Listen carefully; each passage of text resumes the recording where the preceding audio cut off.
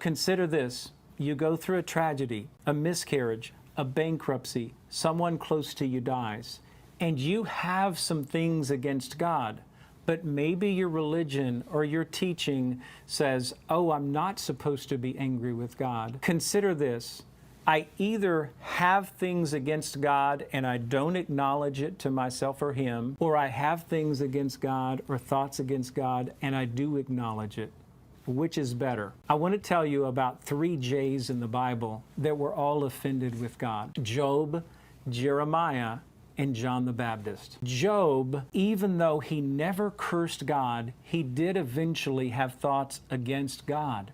And he said, I deserve a fair hearing. God has to tell me what I've done wrong.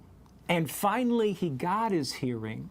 But look at what he did first. He acknowledged his offense. Now, what happened with Jeremiah? He was called the weeping prophet. And if you study Lamentations chapter 3, you will see verse after verse of him acknowledging his thoughts against God. Lamentations 3:1 says, I am the man who has seen affliction by the rod of his wrath. And throughout Lamentations, over and over in chapter 3, he says, God is just playing games with me. But he gets to a key point where he says, I have these thoughts in my mind and I'm humbled. I want you to understand, when you have thoughts against God, first you have to acknowledge them.